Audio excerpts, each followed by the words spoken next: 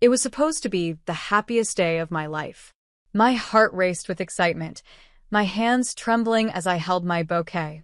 I couldn't believe I was marrying the man of my dreams, the one who made me feel seen and loved in a way that no one ever had.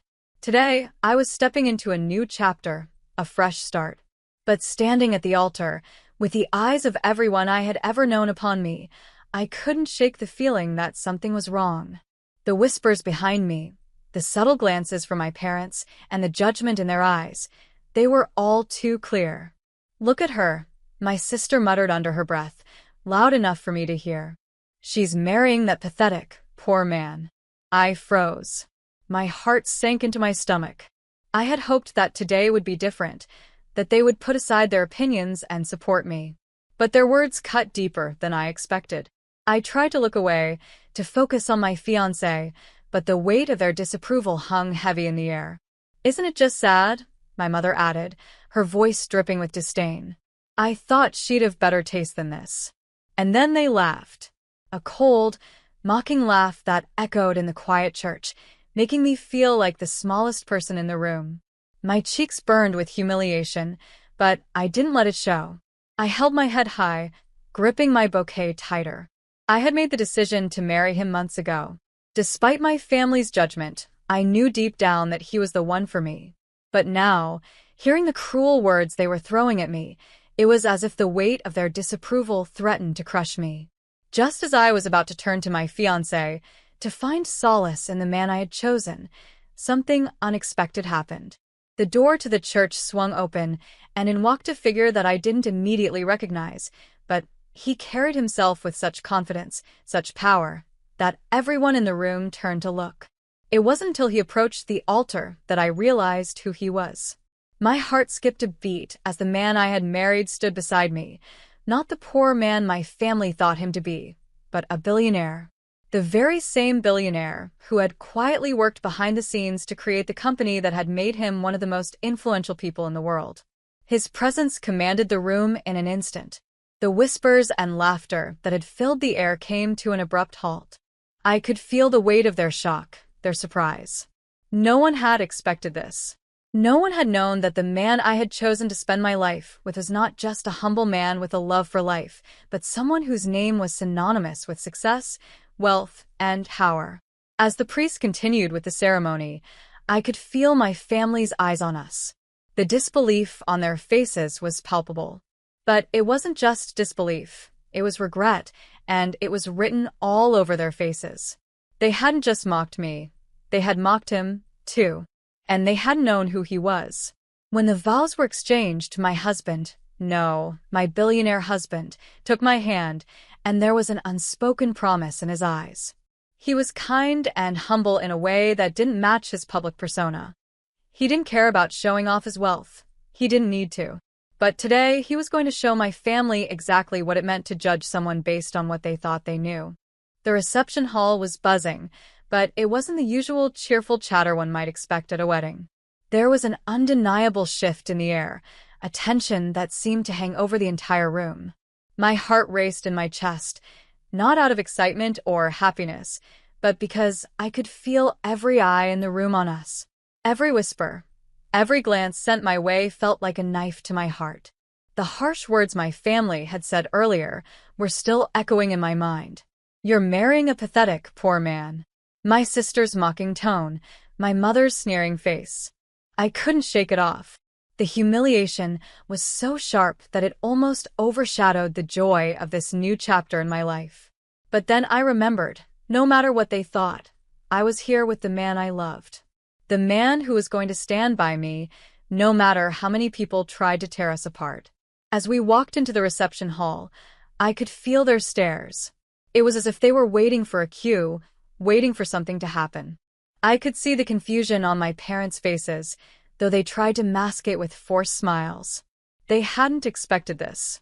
They hadn't expected him. They hadn't known the man standing beside me was not just an ordinary man, not someone they could easily dismiss. And for the first time, I felt a sense of power rising within me. It was a quiet strength, the kind that came from standing beside someone who truly saw you, who loved you for everything you were, flaws and all. We took our seats at the head table. I noticed how my family had subtly shifted in their seats, as if they weren't quite sure where to place their eyes anymore. My father, who had been the most vocal critic, now seemed to be grasping for words that didn't come easily. He didn't know how to handle this, how to handle him. But my husband, the man I married, didn't flinch. He wasn't intimidated by the discomfort in the room.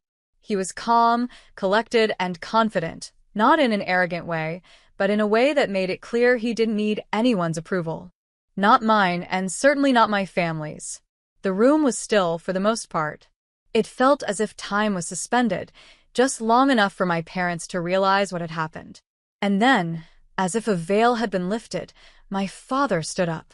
The quiet murmur of the crowd died down instantly. It wasn't an announcement or a toast, at least not at first. No, it was a gesture, one that spoke volumes without saying a word. "I'd like to offer my congratulations to the bride and groom," my father said, his voice a little shaky, but not entirely devoid of sincerity. He cleared his throat, glancing around the room before his eyes settled on me. I've always been a man of pride. I believed in certain values. But I'll be the first to admit that I may have been wrong about this. His voice faltered slightly, but he steadied himself. About her choices. And about him. My breath caught. For a brief moment, I could hardly believe what I was hearing. My father, the man who had looked down on my decisions, who had made it clear that he thought I was making a mistake, he was admitting that he had misjudged us. There was a subtle shift in the room, too. People were staring at him in surprise, perhaps even expecting him to take back his words. But he didn't. He didn't apologize outright, but the look on his face, the way he shifted uncomfortably, his eyes meeting my husband's, said everything. "I may not have understood everything at first," my father continued, his tone growing steadier, "but it's clear that you two share something real. And for that, I can respect it." He turned to my husband and gave him a nod, a gesture of respect. It wasn't much, but it was enough. The change in his demeanor was subtle, but undeniable. For the first time in years, I saw my father acknowledge me as an adult, as someone who could make her own decisions. I felt a wave of relief wash over me, though I knew this wasn't the resolution I had been hoping for. It wasn't a full apology. It wasn't the grand gesture I had dreamed of. But it was something. It was a step. And for now, that was enough. But as my father took his seat, I caught a glimpse of my mother. Her face was a mixture of confusion and reluctant acceptance. She had been quieter than usual throughout the evening, but now I saw the wheels turning in her mind. She was calculating. She was wondering if she, too, had misjudged everything. If her feelings of superiority over my choices had been misplaced. She had always prided herself on being the one who knew what was best for everyone. But now, her daughter was married to a man she had dismissed as beneath her, and that man had just quietly changed the game. For a moment, I felt a flicker of pity for her. My mother had lived in her bubble of control for so long, never once questioning the standards she had set for herself and her family. But now, in this moment of truth, she had been confronted with the reality of her own biases.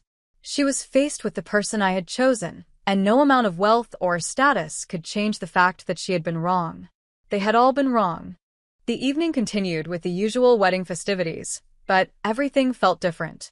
The usual banter, the music, the laughter, it all seemed distant now. My family had been exposed, their judgment laid bare in front of everyone. I could feel the weight of the situation pressing on me, but I also felt a strange sense of power. My husband's quiet composure was something to behold. He wasn't swayed by their judgment or their sneering remarks. He had done nothing to prove himself, nothing to beg for their approval, and yet there he was, calm, poised, and respected by everyone in the room. As we danced our first dance, I felt him hold me close, the beat of the music almost matching the rhythm of my heart. I leaned in, pressing my cheek against his chest, listening to the steady thrum of his heartbeat. "You're doing great," he whispered, his voice low enough for only me to hear. "I've got you." And in that moment, I believed him. I believed that we could face anything together. This wasn't just a wedding. This wasn't just a party. This was the beginning of our lives together, and no one, Not even my family could take that away from us. But the night was far from over. As the evening stretched on, the mood in the reception hall began to shift. The laughter from earlier had died down, replaced by an uncomfortable silence that seemed to wrap itself around every conversation. My family sat at their table, now more subdued, their earlier gloating now replaced by a cloud of regret that hung heavy in the air. I could see it in their eyes, the same disbelief they had when they realized who my husband really was. They had underestimated him. They had underestimated me. But it wasn't just about the shock of his wealth, it was about everything they had assumed about our relationship. They had thought me weak for choosing love over wealth, for choosing him despite what they believed he lacked. The more I thought about it, the more I realized just how deeply they had misunderstood me. It wasn't about money, it never had been. It wasn't about status or appearance. It was about the connection we shared, the bond we had built through trust, respect, and, yes, love. The things my family valued most, wealth, power, influence, meant nothing in comparison to the foundation I had with him. And yet, for so many years, I had allowed them to convince me that I needed to fit into their mold. I had allowed their opinions to shape my choices, even though deep down I knew they were wrong.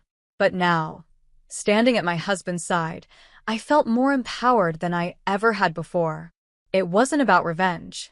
It wasn't about proving anyone wrong. It was about finding my own truth. And I had finally found it in him, in us. I caught my husband's gaze across the room. He was surrounded by guests, engaging in light conversation, but his eyes never left me. I could feel the love and support emanating from him, a silent promise that no matter what came next, we would face it together. His calmness was contagious. In the past, I would have panicked in this situation, felt like I needed to make everything right for everyone. But now, with him by my side, I realized there was no need for that. This was my moment, my day, and it wasn't going to be overshadowed by anyone else's opinions. As the night wore on, my father stood up again, this time to give a toast to us, the newlyweds. The room grew quiet as he cleared his throat, his earlier discomfort replaced by something that resembled grudging respect. "I've never been one for grand speeches," he began, his voice carrying across the room. "But I've always believed in doing what's best for my family. And when I saw my daughter today, standing beside the man she chose to marry, I realized something important." He paused, his eyes briefly flicking over to my husband. "Sometimes, the best decisions aren't the ones we make based on what others think. Sometimes, they're the ones we make based on what's in our hearts." I watched as my father slowly turned his gaze to me. The sincerity in his eyes was unmistakable. "I've always been proud of my daughter. And today, I'm proud of the man she's chosen. I see now that you two have something real, something lasting. And for that, I offer my congratulations." The room was silent for a beat before a ripple of applause spread through the guests. It wasn't loud or overdone, but it was genuine. My father's acknowledgement, even if not an outright apology, was enough. It was the first time he had publicly admitted that he had been wrong, and for me, that was a small victory. Not for him, but for me. For the woman I had become, the woman who had learned to trust her instincts and her heart over the expectations of others. I looked over at my mother, waiting for her reaction. She had been quiet all night, standing off to the side, watching my father's small but significant shift. I could see the wheels turning in her mind, the realization dawning on her that perhaps she, too, had been wrong. She had always prided herself on being the voice of reason, the one who had kept the family together with her meticulous plans and expectations. But tonight, the truth had shattered her world, just as it had shattered my father's. She looked at me then, her eyes filled with something I couldn't quite place. It wasn't anger. It wasn't even disappointment. It was something more complex, regret perhaps, mixed with a sense of loss. Maybe she felt like she had lost control, lost the ability to mold me into the daughter she had wanted me to be. But as her gaze softened, I realized that this was a turning point. She, too, would have to come to terms with the reality that I wasn't the person she had tried to shape. I wasn't sure what would happen next. I didn't know how my relationship with my family would evolve from this point on, but I felt a sense of peace settle over me. For the first time, I wasn't worried about their approval. I wasn't trying to earn their love. I had my own life now. I had my own family, one built on love and respect, not appearances and superficial judgments. The evening drew to a close, and the music played on, but it no longer felt like a celebration. It felt like something deeper, more profound. The tension that had plagued the beginning of the night had slowly faded, replaced by a quiet understanding. My family, once so certain in their judgment of me, had seen the truth. They had seen the man I had chosen to marry, not just his wealth, but the integrity, the kindness, and the quiet strength that had been there all along. As we left the reception, my husband and I walked hand in hand, the cool night air brushing against our skin. I could hear the whispers of the guests behind us, their curiosity about who we were, what we had, lingering in the air. But it didn't bother me anymore. None of it mattered. I had everything I needed right here, with him. We arrived at our new home, a place that had once seemed like a distant dream. Now it was a reality. It was ours, a place where we could build the future we wanted. A place where no one could define us but ourselves. The following days were a whirlwind. News outlets picked up on the story of the mysterious billionaire who had married a woman they considered ordinary. But to us, it wasn't about the attention. It wasn't about the story they wanted to tell. It was about the life we were creating, one filled with love, laughter, and the freedom to live authentically. And my family? They came around. Slowly. It wasn't easy for them to swallow the truth, to admit their mistakes, but they did. My father reached out to me privately, his voice filled with sincerity as he apologized for his earlier words. It wasn't a grand apology, but it was enough. It was a start. For my mother, it would take longer. She had built a life around the idea that she could control everything, that she could shape her family's destiny according to her rules. But I had learned something important from all of this. I didn't need her approval. I didn't need anyone's approval. I had chosen my path, and I was proud of it. Hannah's fingers tightened on the steering wheel as her old sedan sputtered along the quiet road. She didn't have time for distractions. Not when rent was due tomorrow, and she barely had enough gas to make it home. But then, she spotted him. A man stood by the side of the road, his coat soaked through, holding up a sign that read, "Help needed. Urgent." Her stomach churned. This wasn't her problem. She should keep driving. Yet something about the defeated slump of his shoulders pulled at her conscience. Against every rational thought, she slowed to a stop and rolled down her window. "Are you okay?" she called, rain drumming on her car roof. The man stepped closer, his graying hair plastered to his forehead. His voice trembled. "My car broke down miles back, and I need to get to an important meeting. Please, if you could just drop me off at the nearest gas station." Hannah hesitated. This could be dangerous, but he looked more desperate than threatening, and she'd been in his shoes too many times to ignore him. She gestured to the passenger seat. "Get in." The man climbed into the passenger seat, dripping water onto the torn fabric. Hannah cringed at the state of her car. It wasn't much, but it was all she had.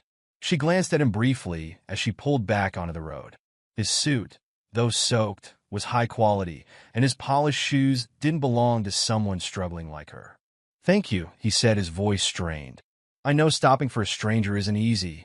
Hannah offered a tight smile. "I've been where you are. Sometimes you just need a little help." He nodded, but his expression remained tense. "I owe you one." They drove in silence for a few minutes, the rhythmic sound of the windshield wipers filling the car. Hannah's curiosity got the better of her. "So, what's this meeting? Must be important if you're out here in the middle of nowhere." "It's not just important," he said, staring out the window. "It's everything."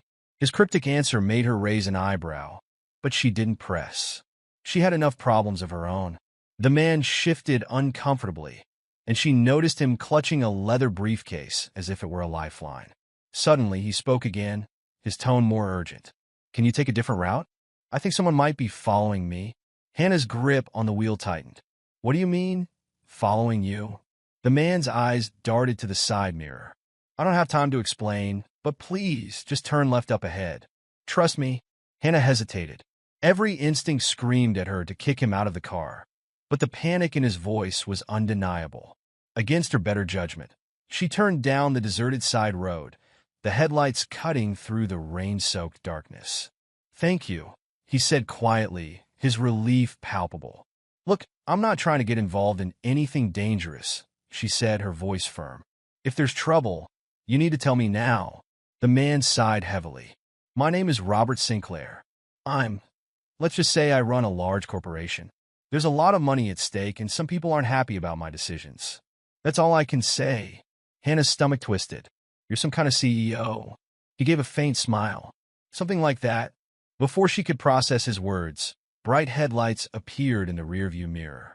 Her heart jumped as the car behind them sped closer, its engine roaring. "Faster," Robert urged. "Please." Hannah didn't need to be told twice. She slammed her foot on the gas, her old car protesting with a groan. The vehicle behind them didn't back off, staying dangerously close. "What's going on?" she yelled, panic creeping into her voice. "Just keep driving," Robert shouted.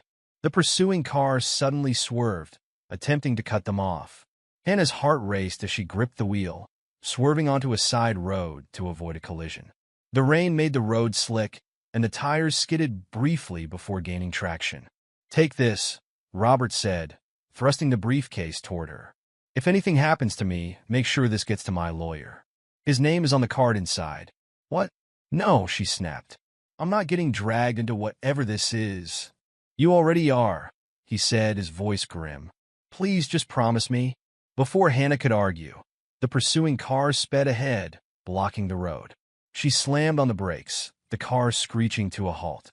The rain pounded against the windshield as two figures emerged from the other vehicle, their silhouettes ominous in the downpour. "What do they want from you?" she whispered, fear clawing at her chest. "They're after what's in the briefcase," Robert said, his voice low. "But they can't have it, no matter what." Hannah's breath quickened as the two figures approached, their movements deliberate and unhurried. She glanced at Robert, who seemed eerily calm despite the situation. "They'll destroy everything if they get it," he muttered, gripping her arm. "Trust me, Hannah. You can't let them." "How do you know my name?" she hissed, her panic rising. "Your ID was on your dashboard," he said quickly. "I swear, I mean you no harm. Just keep it safe no matter what." The figures were close now, their faces obscured by the shadows and rain. One of them rapped on her window with the butt of a flashlight. "Step out of the car," the man said, his voice sharp. "We just need to talk." Hannah's fingers trembled on the wheel. "What do I do?" she whispered to Robert. "Don't open the door," he replied, his tone firm but quiet. "They'll take the briefcase, and you might not make it out. What do you expect me to do? Drive through them?" Robert didn't answer. Instead, he leaned forward and locked eyes with her. "Do you trust me?" "No," she blurted, her voice shaking. "I don't even know you." "Fair," he said, a flicker of a smile crossing his face despite the circumstances. "But if you don't trust me, trust yourself. Get us out of here." Before she could respond, the man outside slammed his fist against the glass. "Last warning. Open the door, or we'll do it for you." Adrenaline surged through Hannah. She yanked the gear shift into reverse and slammed on the gas. The car jerked backward, tires spinning on the wet pavement. The man outside stumbled, narrowly avoiding the back bumper, but the other figure wasn't deterred. He sprinted toward them as she swerved the car around and sped down the road. "Keep going," Robert shouted. "Don't stop." The pursuers scrambled back into their SUV, its headlights flaring as it roared to life and gave chase. Hannah's old sedan rattled with every bump and turn, but she pushed it as fast as it would go. "I can't outrun them," she yelled, her voice tight with fear. "You don't have to," Robert said. "Just get us to the city. They won't risk making a scene there." Hannah's heart thundered as she veered onto the highway, the SUV gaining ground. Her car shook violently, and she prayed it wouldn't give out now. "Why me?" she snapped, her frustration bubbling over. "Why did I have to be the one to pick you up?" "Because you're a good person," Robert said simply. "And I'm out of options." "That doesn't exactly make me feel better," she shot back. The SUV rammed into the rear of her car, jolting them both forward. Hannah screamed, gripping the wheel as the car swerved. Robert reached over to steady her. "Hold on," he said. "Take the next exit now." Hannah yanked the wheel, barely making the turn onto the ramp. The SUV followed, its tires squealing on the slick asphalt. Ahead, the city lights flickered like a beacon of hope through the rain. "Almost there," Robert said, his voice a mixture of urgency and relief. "They won't follow us into a crowded area." Hannah wasn't convinced, but she didn't have a better plan. The SUV closed the gap again, its engine roaring like a predator hunting its prey. She tightened her grip, every muscle in her body tense, as she navigated the rain-soaked streets. Finally, they reached a bustling intersection.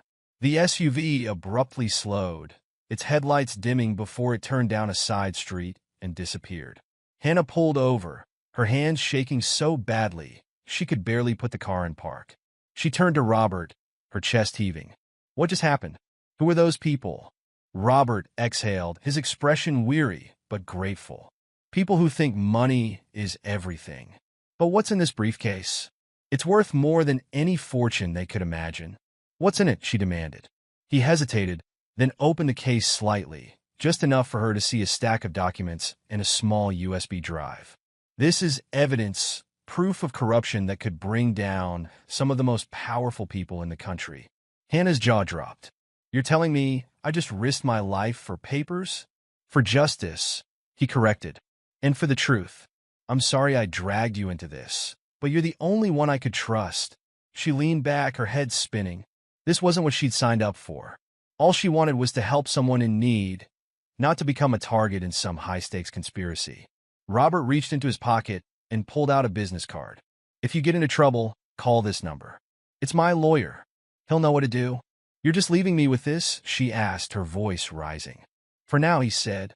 "But trust me, Hannah, this might be the best thing that's ever happened to you." And with that, he slipped out of the car and disappeared into the rainy night, leaving her with a briefcase, a card, and more questions than she knew how to handle. Hannah sat in her car, heart pounding, staring at the briefcase Robert had left behind. Rain drummed against the roof as the weight of her situation hit her like a tidal wave. She had been scraping by, living paycheck to paycheck, and now she was somehow caught in a web of corruption and danger. Her hands trembled as she picked up the card Robert had given her. It read, "Daniel Cross, attorney at law. Confidential matters only." A phone number was listed beneath. She had no idea if she could trust him, but what other choice did she have? She dialed the number with shaking fingers. It rang twice before a deep, calm voice answered. "This is Daniel Cross. Mr. Cross, my name is Hannah. Robert Sinclair gave me your number. He said you'd know what to do." There was a long pause. "You're with the briefcase?" "Yes," she replied, glancing nervously out the window. "He left it with me, and—" "Are you safe?" Cross interrupted, his tone sharp. "For now, but someone was chasing us." "Listen carefully," he said, his voice low but commanding. "Do not open the briefcase. Bring it to my office immediately. I'll send you the address. Be cautious. If they followed you, they'll try again." Moments later, her phone buzzed with a text containing the address. It was downtown in the heart of the city. Taking a deep breath, she started the car and pulled back onto the road. The drive to Cross's office was tense, every set of headlights in her rearview mirror making her heart race. When she finally arrived at the high-rise building, she parked and clutched the briefcase tightly as she hurried inside. The receptionist seemed to recognize the urgency and waved her through without question. She took the elevator to the 15th floor, where Cross's office was located. The man himself, tall and imposing with a neatly trimmed beard, opened the door before she even knocked. "Hannah, come in," he said, ushering her inside. The office was sleek and modern, but Hannah barely noticed as she placed the briefcase on his desk. Robert said this was evidence. "What's in it?" she asked. Cross opened the case and scanned the documents and USB drive inside. His expression darkened. "This is everything we need to expose a network of corruption that's been untouchable for years. Corporate fraud, bribery, even human rights violations. It's all here." Hannah's stomach turned. "Why would Robert trust me with this?" "Because he saw something in you," Cross said simply. "And because people like you, ordinary citizens, are often overlooked by those who think they're untouchable. Before Hannah could respond, the office phone rang. Cross answered it, his expression growing graver by the second. "They know you're here," he said after hanging up. "We need to move." "What do you mean move?" she exclaimed, panic rising. "They'll come for this evidence. And for you. But don't worry," he said, grabbing the briefcase and pulling out another small case. "We have a backup plan." He handed her a smaller, identical briefcase. "This is a decoy. You're going to help us misdirect them while we get the real evidence into the right hands." "What? No, I didn't sign up for this." "You signed up the moment you helped Robert," Cross said, his voice firm but not unkind. "If you don't help, everything he's worked for, everything you risked, will be for nothing." Hannah's role was simple but terrifying. She left the office with the decoy case, her job to act as a distraction while Cross and his team delivered the real evidence to the authorities. She drove aimlessly, her heart pounding every time she spotted a car behind her. Sure enough, within 20 minutes, she realized she was being followed again. "Stay calm," Cross had instructed her. "Lead them as far away as you can." Every instinct told her to panic, but she held her nerve, weaving through the city until she reached the outskirts. The pursuing car stayed close, but she kept going, her mind racing for a plan. Finally, she spotted a crowded gas station. Thinking quickly, she pulled in and parked near the pumps where dozens of people milled about. She grabbed the decoy briefcase and got out, blending into the crowd. The pursuers hesitated, clearly unwilling to make a scene. Hannah used the distraction to slip into the gas station's convenience store and out the back door, leaving the decoy case in the alley. Hours later, back in the safety of her tiny apartment, her phone rang. It was Cross. "It's done," he said. "The evidence is secure, and the authorities are already moving on the perpetrators." "You did more than you realize, Hannah." Relief flooded her. But before she could respond, he added, "And Robert didn't forget you." "What do you mean?" she asked, confused. "I think you should check your bank account," Cross said, his voice warm with approval. Hannah hung up and opened her banking app. Her jaw dropped. The balance showed a figure she couldn't have dreamed of, a 7-figure deposit labeled "For a Brighter Future, R. Sinclair." Tears streamed down her face as the realization sank in. By helping a stranger, she hadn't just saved herself. She'd uncovered strength and courage she never knew she had. And now, she had the chance to rebuild her life and make a difference in ways she'd only dreamed of. The rain lashed against Emily's windshield as her car sputtered along the empty country road. The heater barely worked, and the frigid air seeped in through cracks in the doors. It wasn't unusual for Emily to be out this late. Working double shifts at the diner to keep the farm running was just her life now. Her father was too sick to work the land, and the fields that once fed their family were as empty as their bank account. But tonight was different. Something felt off. As she rounded a bend near the old mill, her headlights caught a small figure darting into the road. Emily slammed on the brakes, her car screeching to a halt inches away from the boy, who froze like a deer caught in the light. He was no older than 13, his face streaked with dirt and tears. His clothes were ripped, and he clutched his side as if in pain. Before Emily could react, 3 men emerged from the shadows, their faces twisted with malice. One of them held a knife, the blade gleaming under the faint moonlight. "Get away from him!" Emily shouted, her voice cracking with a mix of fear and anger. The boy's wide, terrified eyes met hers, and without thinking, she flung open the passenger door. "Get in!" she yelled. The boy hesitated for a split second, but the men were closing in fast. He dove into the car just as one of the bandits lunged forward. Emily hit the gas, her tires spinning on the wet road before the car shot forward. The men weren't giving up that easily. In her rearview mirror, Emily saw them scramble into a battered truck and start chasing them. "What's going on?" she asked, her voice trembling as she weaved through the narrow road. "Why are they after you?" The boy was shaking, his small frame huddled against the seat. I don't know. They just started chasing me. I think they wanted to rob me, but I didn't have anything. They said they'd teach me a lesson." Emily's grip on the wheel tightened. She knew the type, men who thought they could prey on the vulnerable. Well, not tonight. Not on her watch. You're safe now, she said firmly, though her heart was pounding in her chest. The truck's headlights grew brighter as it gained on them. Emily cursed under her breath and took a sharp turn onto a dirt path she knew well. The car jolted violently, but she held her course. The truck followed, its engine roaring like a beast in the dark. "You're bleeding," Emily exclaimed as she noticed the dark stain spreading on the boy's shirt. "It's nothing," he murmured, his voice weak. "Just, please don't let them catch us." Emily swallowed hard, her mind racing. She couldn't drive forever, and her old car wasn't built for this kind of chase. Just as the truck loomed dangerously close, she spotted a row of abandoned grain silos up ahead. An idea sparked in her mind. "Hold on," she said, swerving off the path and into the tall grass. She killed the headlights and rolled to a silent stop behind one of the silos. The truck roared past them, its headlights disappearing into the darkness. Emily waited, her breath hitching, until the night was quiet again. The boy slumped back in his seat, his small chest rising and falling rapidly.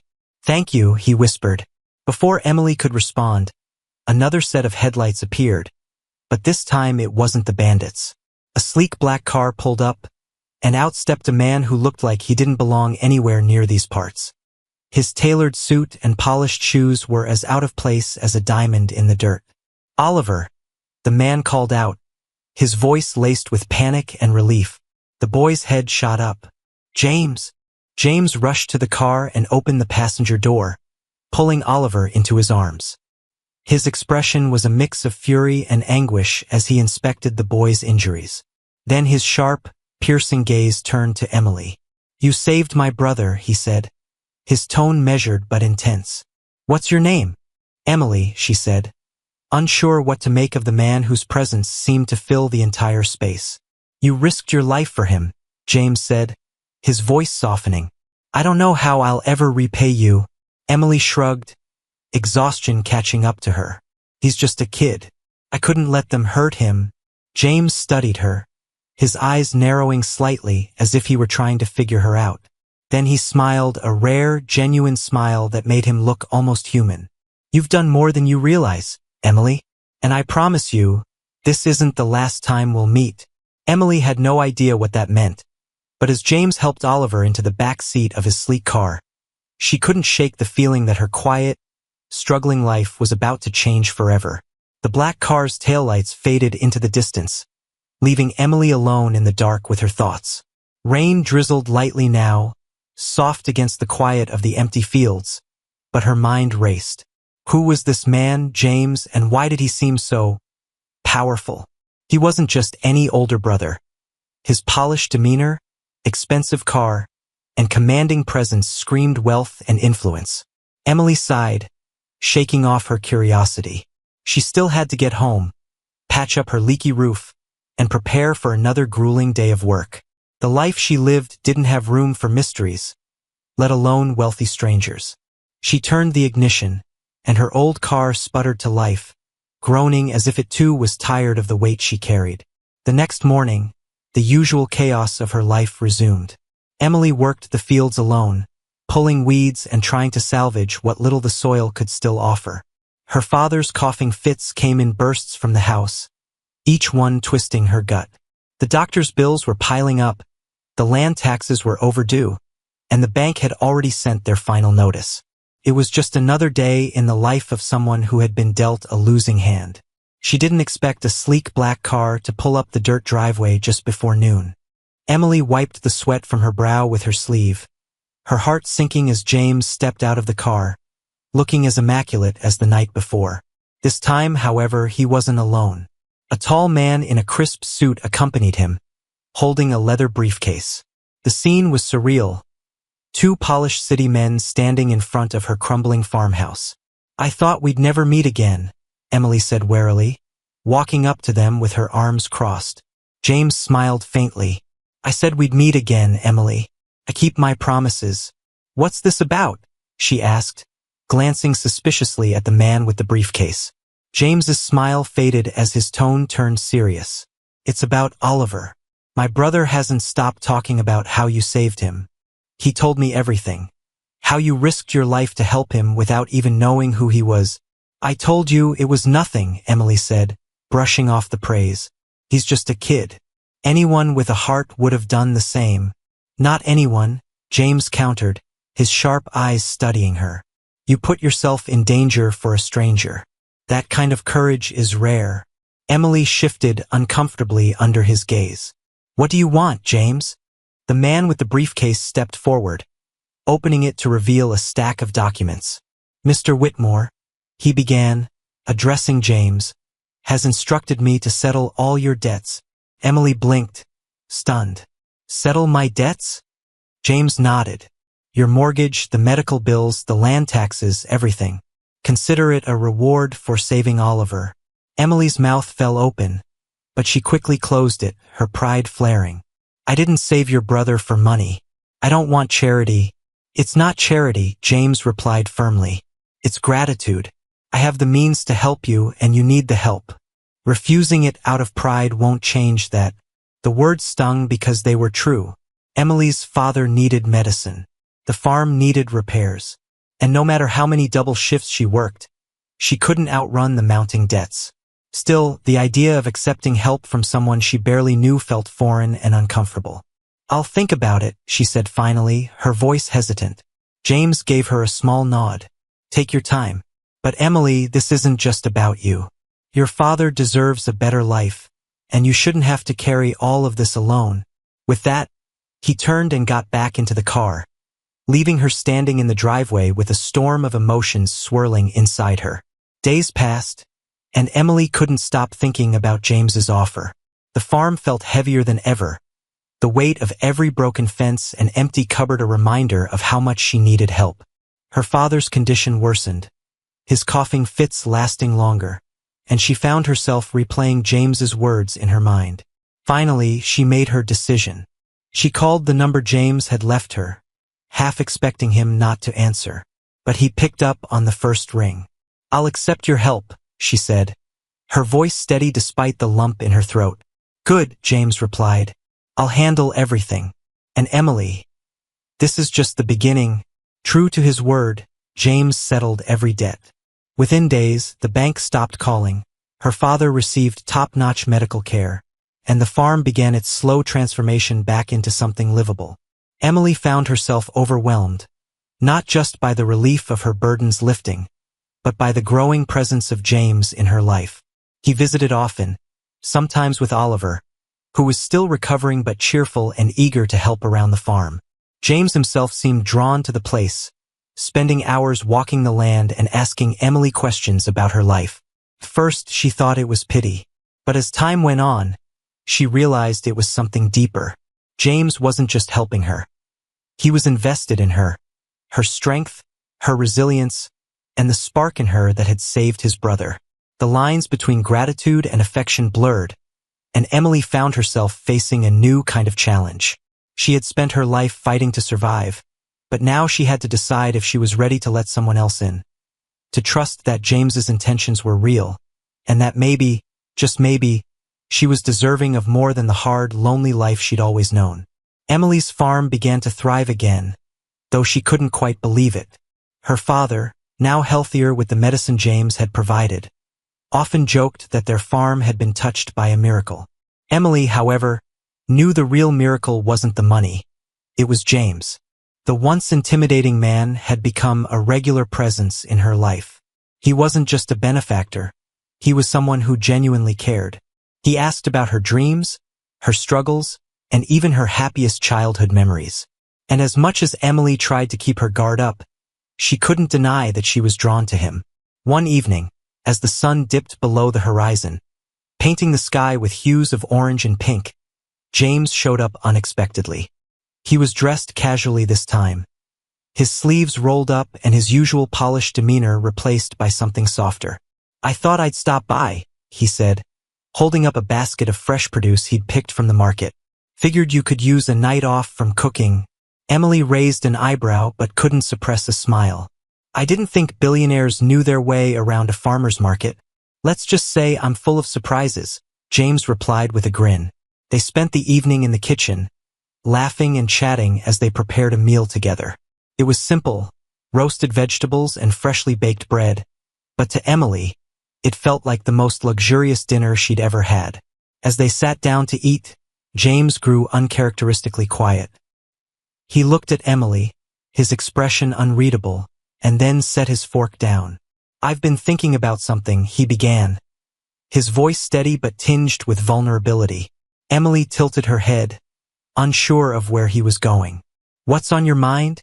"When I first came here, it was to repay a debt. You saved my brother, and I felt obligated to help you. But now," he paused, running a hand through his hair. "Now it's not about obligation. It's about you." Emily's heart skipped a beat. "Emily, you're the strongest, most selfless person I've ever met," he continued. "You've been through so much, and yet you still find ways to help others. You're incredible, and I care about you more than I thought possible." Her breath caught in her throat. She had spent so long building walls around her heart, convinced that no one would ever look at her as more than a struggling farmer's daughter. But here was James, a man who could have anything in the world, choosing to be with her. "I don't know what to say," she admitted, her voice barely above a whisper. "Say you'll let me be part of your life," James said, his tone sincere. "Not just as someone who helps fix things, but as someone who stands by your side." Tears welled up in Emily's eyes, and for once, she didn't fight them. She nodded, a small smile breaking through her emotions. "Okay," she said, her voice trembling. "But don't expect me to go easy on you. This life isn't exactly glamorous." James chuckled, reaching across the table to take her hand. "I wouldn't want it any other way." Months later, the farm had become a symbol of transformation, not just for the land but for Emily herself. With James by her side and Oliver often visiting to help out, it felt like she finally had the family and support she had always dreamed of. One day, James surprised her with a gathering. The farmhouse was filled with laughter and warmth as neighbors, friends, and even some of James's colleagues joined to celebrate the farm's revival. Standing under the old oak tree that had been on the farm for generations, James turned to Emily and took her hands. "You've given so much to everyone else," he said, his voice steady and full of emotion. "It's time someone gave back to you." Before she could respond, he dropped to one knee, pulling out a small velvet box. Emily gasped, her hand flying to her mouth as James opened the box to reveal a simple yet stunning diamond ring. "Emily," he said, his voice breaking slightly, "will you marry me?" Tears streamed down her face as she nodded, her heart too full for words. The crowd erupted into cheers, and for the first time in her life, Emily felt like the universe had finally given her a break. She wasn't just the farmer's daughter anymore. She was someone who had fought, endured, and ultimately found the happiness she deserved. And as she looked into James's eyes, she knew this was only the beginning of the life she had always dreamed of. A life filled with love, hope, and the promise of a brighter tomorrow. The metallic clang of the gymnasium doors echoed through the vast, empty space, breaking the eerie silence. Harsh fluorescent lights flickered overhead as Elena blinked awake, disoriented and cold. The first thing she felt was the coarse rope digging into her wrists, tied tightly behind her back.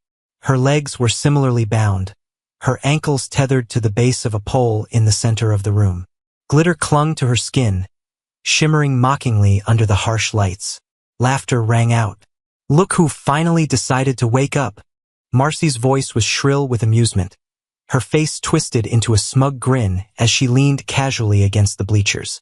Behind her, Jake and a few others snickered, their phones held up, recording every humiliating moment. "What the hell?" Elena's voice cracked as she tugged against the restraints. Panic surged in her chest, but she bit it down, refusing to show fear. "Untie me." "Ah, don't be such a buzzkill," Jake taunted, dumping another handful of glitter over her head. It caught in her dark hair, sparkling like a cruel halo. "You always act so high and mighty. Consider this a reality check." The group erupted into laughter again, the sound sharp and merciless. Marcy crouched in front of Elena, her smile sickly sweet. You've been acting like you're better than everyone lately. Ignoring us, walking around like you're some kind of royalty. Well, guess what? You're not.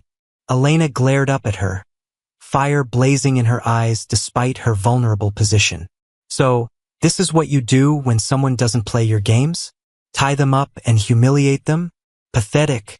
Marcy's grin faltered for a split second before she recovered, standing abruptly. Keep talking, princess. Maybe we'll post this online. Let everyone see the real you. Elena's heart sank at the mention of social media. She could already imagine the captions. Little Miss Perfect isn't so perfect now. The thought of becoming a viral laughingstock made her stomach churn. But she refused to let them see her break. You think this makes you powerful? She said, her voice steady despite the tremble in her hands. It doesn't. It makes you cowards. Jake stepped forward, his face darkening. Say that again. Enough. Marcy cut him off, her tone sharper now. Let's wrap this up. We've made our point. But as they prepared to leave, the gym doors swung open with a bang. Elena? A deep, commanding voice rang out, freezing everyone in their tracks. The group turned in unison, their smug expressions replaced with wide-eyed fear. Standing in the doorway was a man in a tailored suit, his presence exuding authority and power. Behind him, 2 security guards flanked his sides, their stern faces promising swift consequences. Dad? Elena's voice was small, a mix of relief and disbelief. The man, Alexander Grayson, strode forward, his sharp gaze sweeping over the scene. He took in the ropes, the glitter, the mocking faces of the so-called friends, and his jaw tightened with barely contained fury. Untie her. Now! His voice was cold and deadly, each word slicing through the air like a blade. Marcy stammered, backing away. We were just... Now? Jake scrambled to comply, fumbling with the knots as the others stood frozen in shock. As soon as Elena was free, Alexander stepped forward, his hand gentle on her shoulder. Are you okay? He asked, his voice softening just for her. She nodded, though tears pricked at her eyes. Alexander straightened, turning back to the group. The softness vanished, replaced by an icy rage that sent shivers down their spines. You have no idea who you just messed with, he said, his voice low but filled with menace. The gym seemed to shrink under the weight of his words. Security will escort you out, he continued, motioning to the guards. And believe me when I say you will regret this. I'll make sure of it. The group was herded out, their protests and excuses falling on deaf ears. Marcy looked back once, her face pale and terrified, before disappearing through the doors. Elena sat there for a moment, her hands trembling as the adrenaline began to fade. Alexander knelt beside her, his expression softening again. Let's get you home. She nodded silently, leaning on him as they left the gym. But deep down, she knew this wasn't over, and neither did they. The news of what happened in the gymnasium spread like wildfire. By the next morning, the entire school was buzzing. Some were horrified, others curious, and a few, those who'd never liked Elena, were disappointed they hadn't been there to witness it themselves. Marcy and her friends didn't show up to school. Rumors swirled about expulsions, lawsuits, and the wrath of Alexander Grayson, the man who wasn't just Elena's father but one of the most powerful business tycoons in the city. Elena, however, didn't bask in the chaos. She kept her head down, determined to move forward, but the stares and whispers followed her everywhere. Did you hear? Her dad owns like half the companies in the state. No wonder Marcy's crew is screwed. I mean, what were they thinking? You don't mess with someone like her. Elena ignored them all, focusing on getting through her classes. But by lunch, she couldn't take it anymore. Retreating to the library, she sank into a corner chair, hoping for some peace. Hey! She looked up to see Caleb, a quiet boy from her English class. He wasn't someone she'd ever spoken to much, but his easygoing nature made him popular in his own way. What do you want? She asked, her tone sharper than intended. He held up his hands. Relax. I'm not here to gawk. Just thought you could use some company. Elena hesitated but eventually nodded. Caleb sat across from her, placing his tray on the table. So, he began, "You're basically a superhero now." She frowned. "What? Rich dad swooping in, saving the day. This kind of epic." Elena couldn't help the small laugh that escaped her. It didn't feel epic. Caleb smiled, but his expression grew serious. "What they did was messed up. If you ever need someone to talk to, I'm around." "Thanks," she said quietly, surprised by the sincerity in his voice. Meanwhile, Marcy's world was crumbling. Her parents had been furious when the school called, detailing the incident and the potential legal consequences. Alexander Grayson had pulled no punches, threatening to press charges unless she and her friends faced strict disciplinary action. Jake had already cracked, spilling everything to his parents in a desperate attempt to shift the blame. Marcy, however, was left to grapple with the fallout. She sat in her room, staring at her phone. Messages flooded in, some from people condemning her, others from fake friends trying to distance themselves. How did it come to this? She wondered, tears streaming down her face. For years, she'd been the queen bee, the one everyone wanted to be or be friends with. But now all of that felt hollow.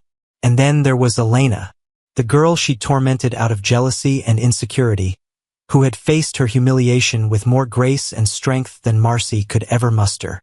Marcy hated herself for what she'd done, but she didn't know how to make it right.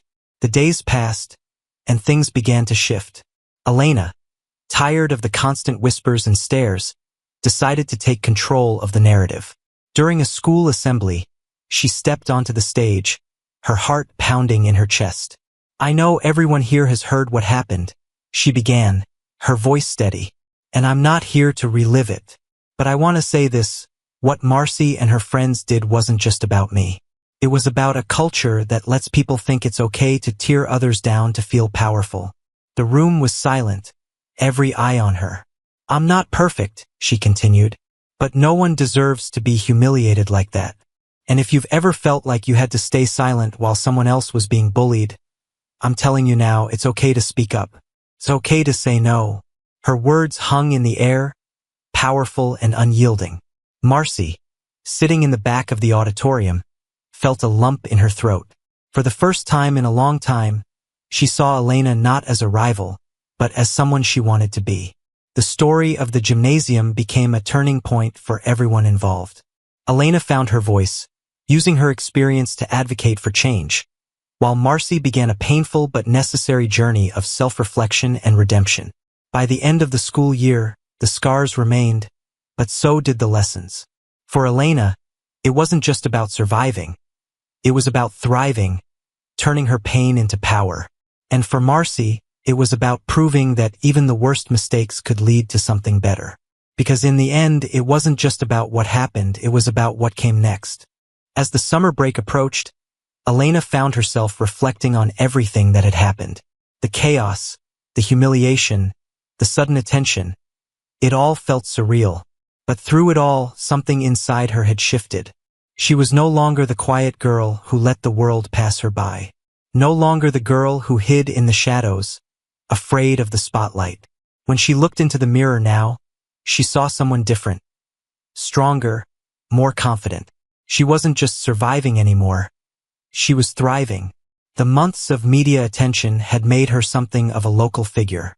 Invitations to speak at youth groups, anti-bullying campaigns, and even charity events flooded in. At first, Elena had been hesitant. The idea of standing in front of large crowds terrified her. But her father, Alexander, was always there, offering quiet encouragement and reminding her that the world needed to hear her story. One evening, as they sat together in the large living room of their home, Elena spoke her mind. "Dad, I never asked for any of this. The spotlight, the attention. I just wanted to survive, to finish high school and go on with my life. But now, I feel like I have to do something bigger with all this. It feels like a chance to change things, but I don't know how." Alexander leaned forward, his eyes full of pride. "You already are changing things, Elena, by being yourself, by standing up when everyone else was sitting down. You've given hope to others who might have felt helpless. But this is your story now. You write the next chapter. His words lingered with her as she continued her work with the anti-bullying campaign, finding herself more and more involved in organizing workshops and speaking out. Each event gave her a sense of purpose, of empowerment. Every speech she gave was an act of defiance against the girl who once felt invisible, helpless, and weak. But with every step forward, there was always a shadow from the past, lurking just beneath the surface. Across town, Marcy sat in the dim light of her bedroom, a photo album open in front of her. She ran her fingers over the images of her and her friends, smiling in happier times, before the fallout. Her parents had gone quiet after the incident, their faces etched with disappointment. They hadn't scolded her as harshly as some might expect, but their silence had cut deeper than any harsh words could. Her life, once filled with social events and constant attention, had come to a standstill. She couldn't even bear to look at her friends anymore, the ones who had once been her closest allies. Jake had tried to reach out, apologizing profusely, but Marcy had shut him down. Her shame was too great. She couldn't face the people who had participated in tearing down someone like Elena. And then there was the deep, gnawing regret.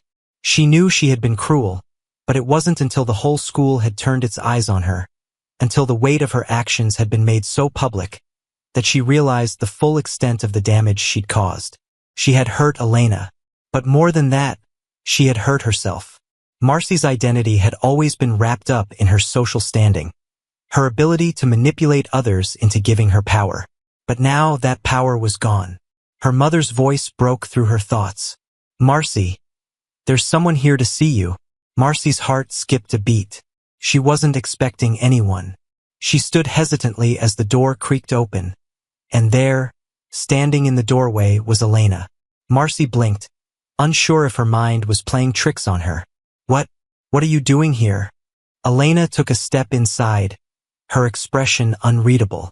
"I wanted to talk. I know you probably didn't expect that." Marcy stood frozen for a moment, then motioned for Elena to sit. "I didn't think you'd want anything to do with me." Elena sat down slowly, her eyes never leaving Marcy's.